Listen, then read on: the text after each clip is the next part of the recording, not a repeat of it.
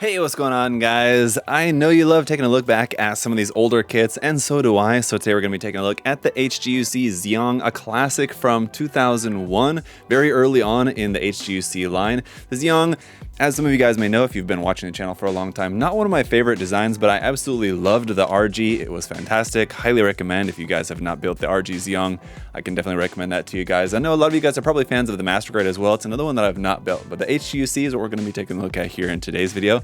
Let's check it out. And we do have some cool box art here on the front in that classic early HGUC style. You can see the background image there with the Gundam and the beam effects and everything here, but this lovely artwork there of the Zeong in the foreground with the beam emitters about to blast off there for the fingers. Around on the side of the box, you can see this is number 22 in the HGUC line. And of course, long before any English was printed on the box, everything's going to be here in Japanese, but you can see how the kit is going to look. We are going to have the stand included there. Up underneath the skirt, we're going to have a bunch of thrusters, some nice detail there, and then we're here to look at the wire guided arms, so we will have wire for that as well. And around on the other side of the box, you can just see a nice front and back image of the kit all painted up and panel lined and everything, looking really nice. We have some more text right there, but other than that, we can go ahead and open this up. Now this one, let's take a look at the instruction manual here first. And as usual in HGUC style, we've got some stats over here about it. Armaments being the 5-chambered mega beam cannon arm, waist mega beam cannon, head mega beam cannon. So it's just all the beam cannons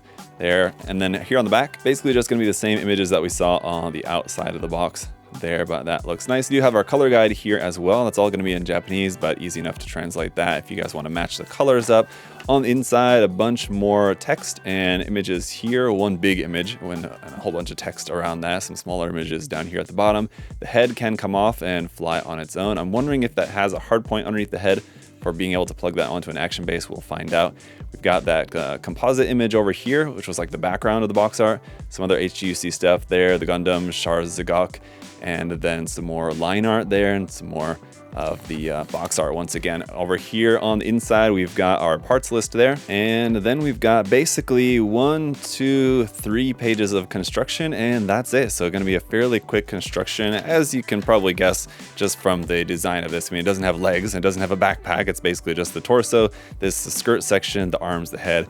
So it's a fairly simple build. For a single foil sticker, we're going to have this one here for the mono eye, it looks like. And then we've got our black wire for the arms. Now this is at about 24 centimeters in length, so you can cut this into 2 lengths of 12 or 2 lengths of whatever you want, however you want to divide it up, or just keep it as a single longer wire if you want, but it seems like pretty substantial. I don't think that this is going to be strong enough to hold up the hand on its own, but we'll test it out in the review. And then to get into the runners, we've got polycaps here, PC116 in gray. The A runner is in 4 colors with some orangish yellow up there at the top, some kind of darker red down here at the bottom, some black over here, and then the dark blue for the chest and shoulder parts. Runner B is in the lighter blue color, and this is actually an ABS runner here for mostly parts for the hands, it looks like. There's a C1 and C2 being some more parts in that lighter blue color. There you can see the stand is also going to be here as well. Next up, runner D is going to be in this dark green. We've got 2 of those for the thruster bells and some of the joint parts there, it looks like, for in the arm. And then lastly, not really a runner, but just this single piece is separated off. This one actually has a broken peg on it, so that's fine. I don't think that'll really be a big issue, especially for our purposes with this one for the time being, but gotta love that classic heart shape. And this does have some detail like around the inside kind of rim of the skirt part, which is pretty cool, but obviously just one big solid skirt piece, not like the RG where it's able to separate into different sections, although it looks like it would be pretty easy to cut this if you did want to separate it. It's something maybe we'll look into, but for the time being, that is our E runner, and that's it for all the parts and everything. Let's go ahead and check out the kit.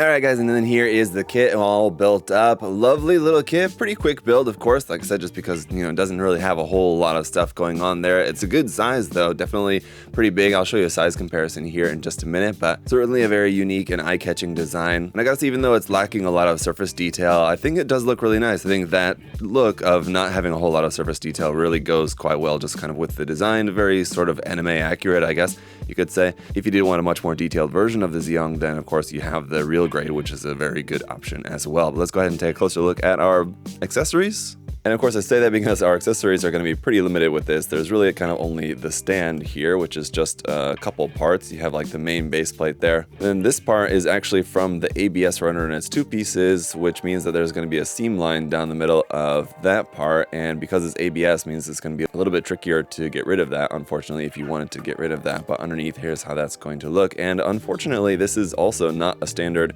3mm peg size, so I think it's going to be a little bit larger, probably 4mm it looks like, if I had to guess without measuring that. So if you wanted to use this with a different action base, you're going to have to like wrap some tape or something around your 3mm peg before that will fit into there. So other accessories, basically just going to be our wires here for the hands. Now the hands just going to come off there at the forearm. I did go ahead and cut the single wire into 2 halves, so this is just going to fit into there like so at the one end. The other end is going to go into the back side of the hand right here, and it's kind of a tight fit, so which is good in theory, but it also means that it's kind of hard to actually get into place. So much so that I actually went and drilled that out a bit more, which is with a 2mm drill bit, and now it's a much better fit in here. Still snug enough, but with just a little bit more leeway to actually get that in. Now, as if this is going to actually hold up the hand, if you wanted to have this lying out like that, I think, yeah, it's kind of doing it. It sort of just kind of depends on the angle. As you can see, it's starting to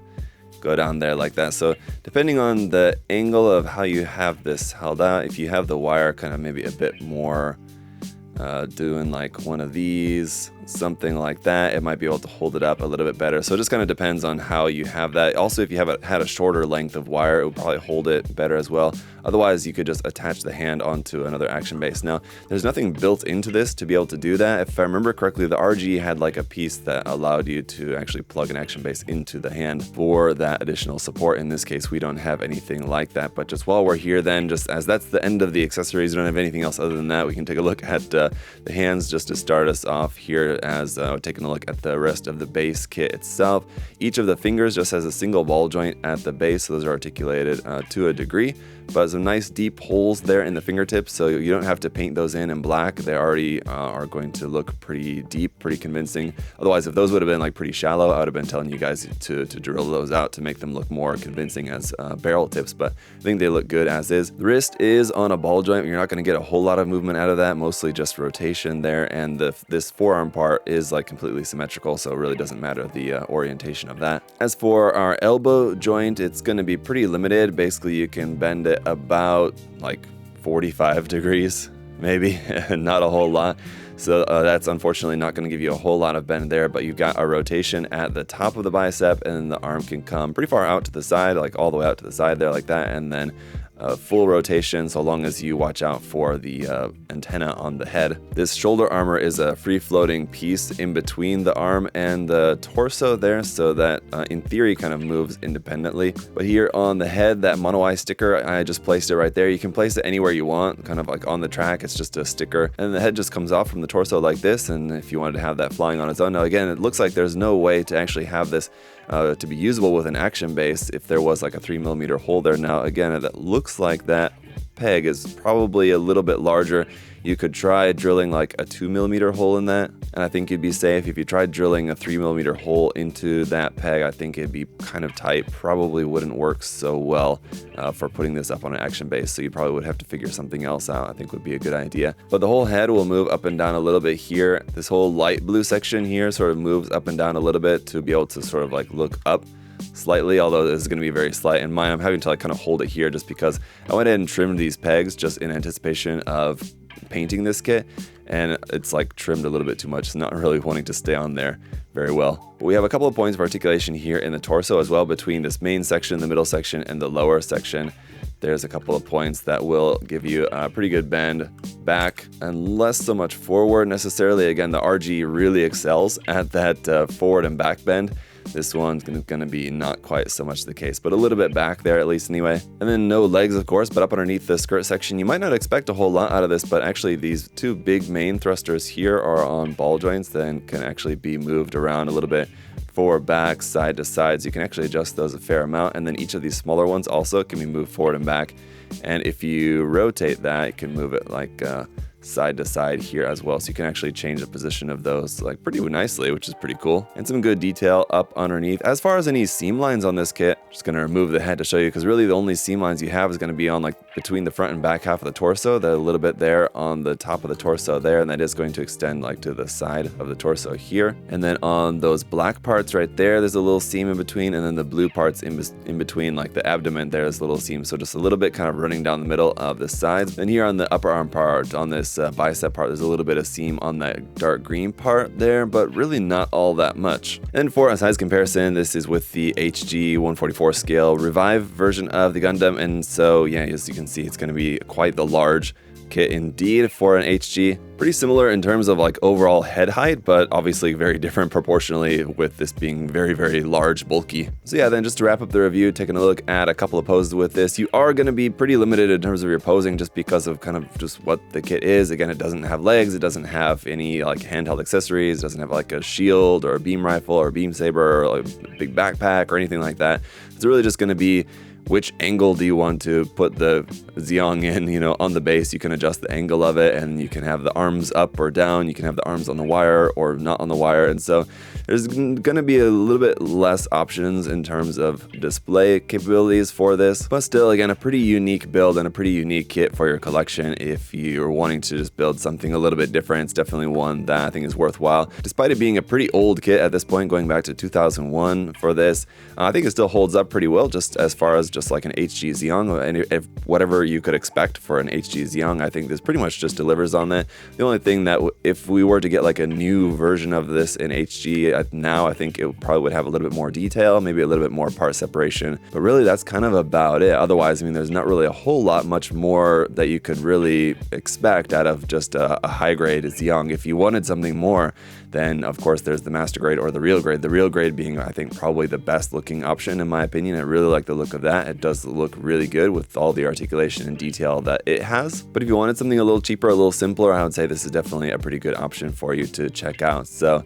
that's about it for this one, guys. Let me know your thoughts on this kit down in the comment section below. Have you built it? What do you think of it? I'm sure a lot of you guys have probably already built this kit, and if you ended up doing something cool with it, like painting it or customizing it in some way, let me know down in the comment section. I'm curious to hear what some of you guys did with yours, if anything. But other than that, if you guys want to check out the kit for yourself and more gunplay, you can check out the link in the video description to USA Gundam Store.